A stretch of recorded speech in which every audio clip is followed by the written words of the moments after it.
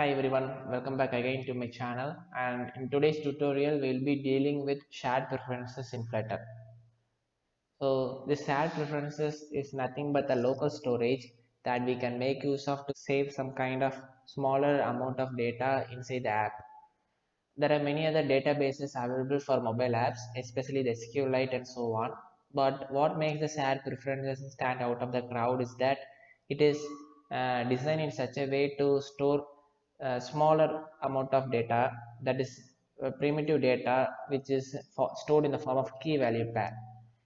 So if you are aware that the data what you're gonna store is a smaller one, or if it is a flag variable just to keep track of minute changes that happens inside the app, then you can go for shared preferences for storing those.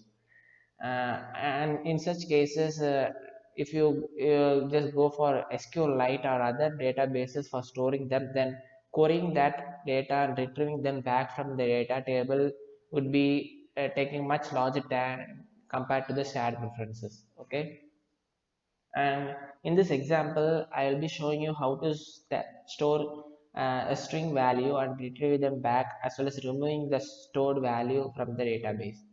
Okay, actually in shared preferences you can store string variables, integer, as well as the boolean variables. So these three kinds of data types you can store in shared preferences, and I will be giving a demo of storing the string variable. Okay, so here we'll be having three buttons.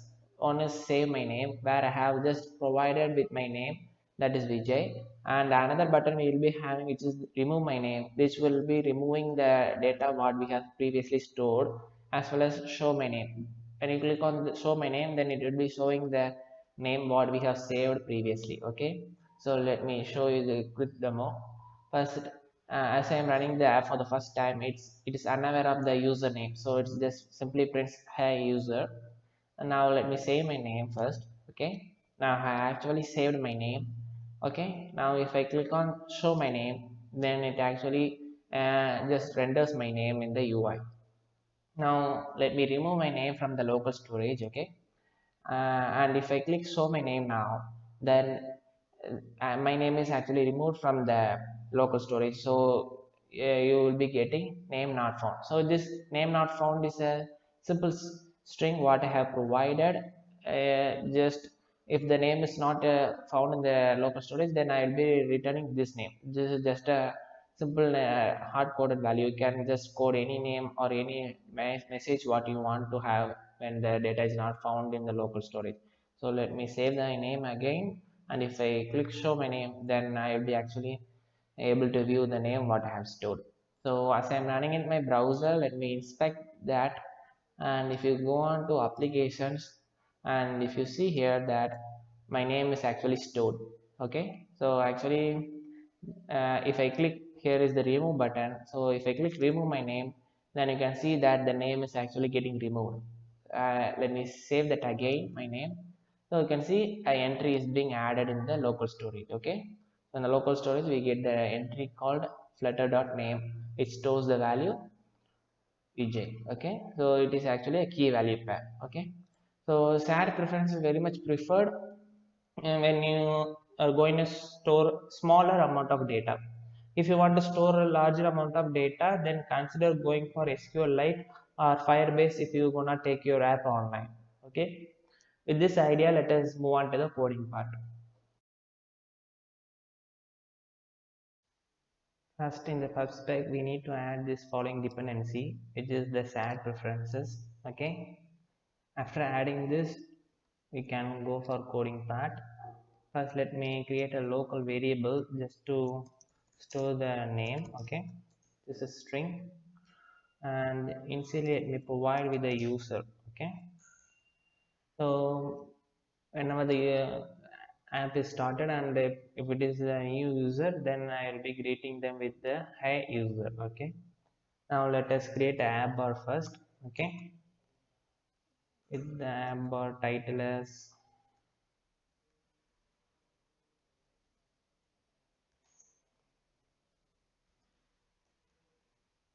it takes the text, which is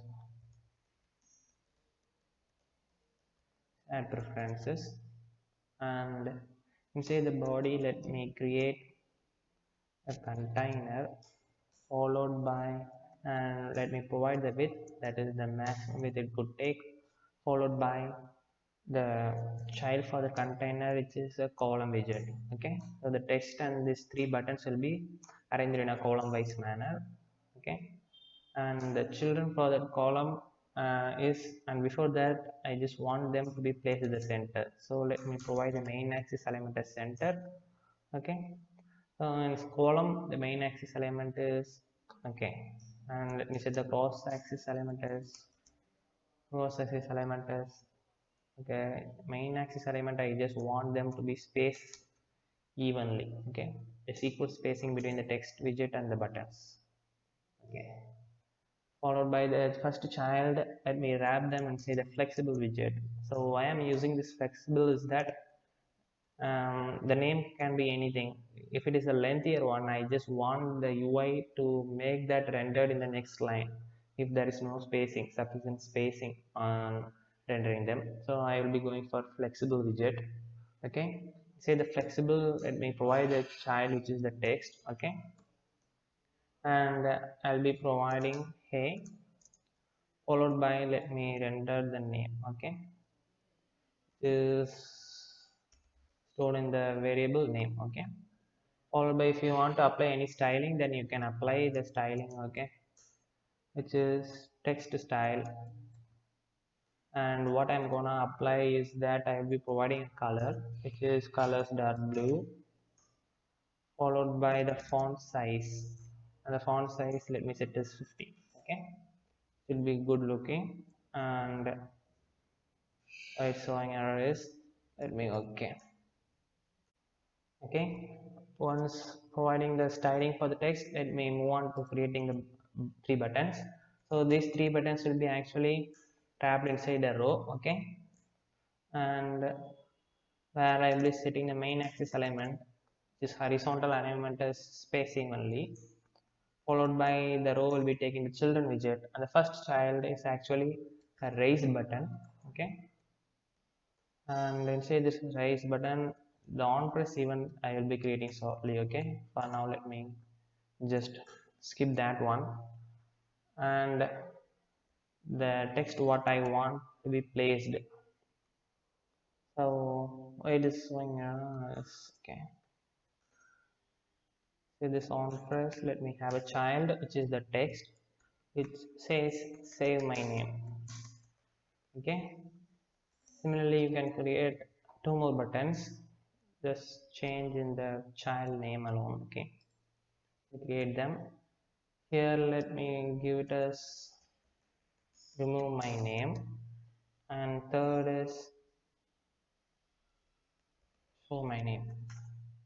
Okay, as of now we have just created the UI.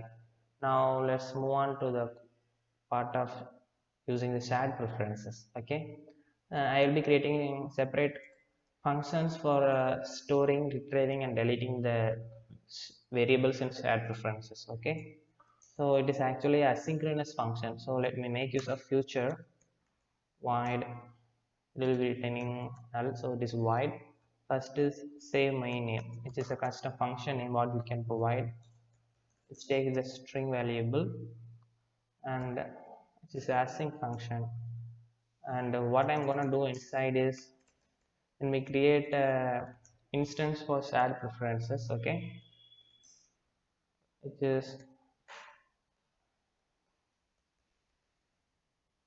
shared preferences dot get instance. Okay, now using the reference we can just set the value using the set string. So we are gonna set the value which is a string variable, so we will be making use of set string, which takes the key as well as the value, and the key what I am gonna give is name, and the value is the name. Okay, followed by, so we have actually saved a name, so this function we can just call it inside this on press click, where we can pass in the name. Okay, now we have actually created saving a name function. Similarly we can just create two more functions for removing as well as getting the data back. Now let us move on to get my name. Okay, create get my name, and it does not need any parameters. Okay, and get instance is same, and here we need to, instead of set, we need to get. Okay, and you need to pass just the key value. Okay, just the key alone. And if you want to update the UI, then you just need to wrap that inside the set state, and the name is the variable what you have previously defined in the above part. Okay, and I'll be setting that name with the name what we got from the shared preferences. And if there is no name found, then instead of returning null value, you can provide any meaningful name or any meaningful message which is name not found. Okay, so if the entry in the database is empty for the key name, then we'll be getting this name not found as the message. Okay, now let us just code the same for removing the name from the database. Okay, just remove my name, and similarly it is same. And the only thing, instead of set state, let us just press dot remove of, and followed by the key what you know gonna give.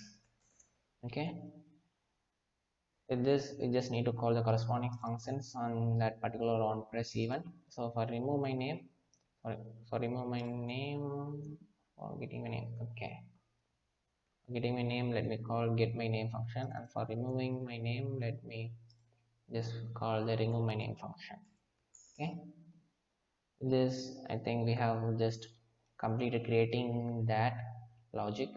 So let me check this out. Let me just save my name and show my name. Okay, it's working. Now let me remove my name, again show my name. Okay, it's name not found. Now let me save that again. Okay, save, remove, show, save and show. Okay, remove, show. Okay, everything is working fine. So that's it guys, thanks for watching. Don't forget to subscribe, and I will see you in the next video. Bye.